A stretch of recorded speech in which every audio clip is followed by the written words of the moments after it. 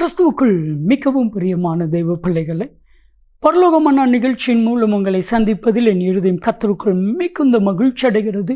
உங்கள் எல்லாரையும் இயேசு கிறிஸ்துவின் இன்பை நாமத்தினாலும் கிராஸ் டிவி ஊழியங்கள் சார்பாக என் அன்பின் வாழ்த்துக்கள். இன்றைய பரலோகமன்னா முகம் செத்து போவது இல்லை.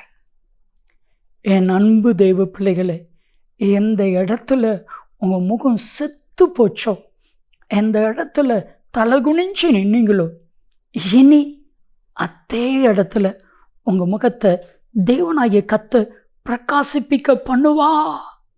வேதம் தெளிவா சொல்லுது.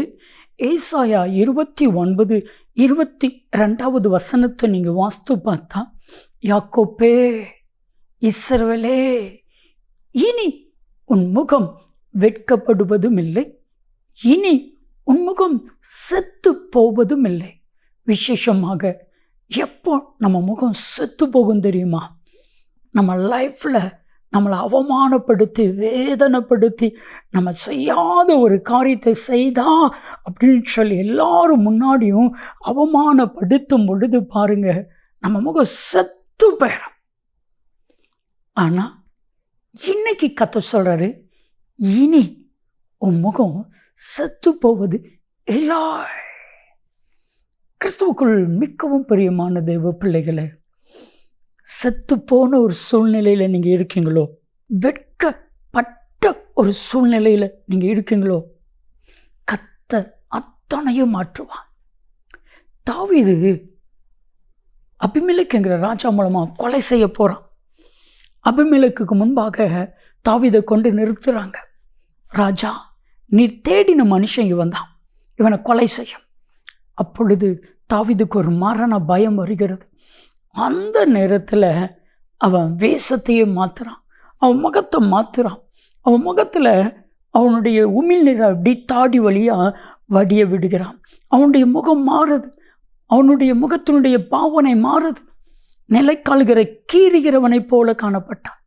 அப்பொழுது ராஜா, இது தாவீது கிடையாது, இது ஒரு பைத்தியக்காரன், நீங்கள் பைத்தியக்காரனை கொண்டுட்டு வந்துட்டீங்க, இவனை துரத்துங்க. கர்த்தர் அபிமெலேக்கு ராஜாவுடைய சிந்தையையும் மாற்றிப்படுகிறார். நான் யோசித்து பார்ப்பேன், தாவீதை இந்த சிச்சுவேஷனில் நம்ம பார்த்துருக்குறோமா? அவனுடைய முகம் மாறி அவனுடைய தாடிகளில் உமிழ்நீர் வடிகிற மாதிரி, பைத்தியம் பிடிச்சவன மாதிரி. தாவீதுனா நமக்கு தெரிஞ்சது கோலியாத்திற்கு முன்பாக கம்பீரமா இஸ்ரவேலின் சேனைகளின் கர்த்தரை நிந்திக்கிற இந்த பெலிஸ்தியன் யார்? தைரியமாக போன தாவீதை தான் நமக்கு தெரியும், இன்னொரு தாவீது இல்லை. ஆனால் அதே தாவீது சொல்லுகிறான், அதே அதிகாரத்தில் சங்கீதம் 34:5, அவர்கள் அவரை நோக்கி பார்த்து பிரகாசம் அடைந்தார்கள், அவர்களுடைய முகங்கள் வெட்கப்படவில்லை. தாவீது சொல்கிறான், என் முகத்தை கர்த்தர் பிரகாசிப்பிக்க பண்ணினா, செத்து போயிருந்த என் முகத்தை பிரகாசிப்பிக்க பண்ணினா, உங்கள் முகத்தையும் கர்த்தர் பிரகாசிப்பிக்க பண்ணுவா. ஒரு வசனத்தை மனசுக்குள்ள ஆழமாக பதிஞ்சுக்கோங்க. யோபு 16:16 யோபு சொல்லுகிறான், அழுகிறதினால் என் முகம் அழுக்கடைந்தது, அழுகிறதினால் என் முகம் அழுக்கடைந்தது, நான் மிகவும் வேதனைப்படுகிறேன். கர்த்தர் யோபுனுடைய முகத்தை பிரகாசிப்பிக்க பண்ணினது போல உங்கள் முகத்தை கர்த்தர் பிரகாசிப்பிக்க பண்ணுவா. ஜெபிக்கலாமா?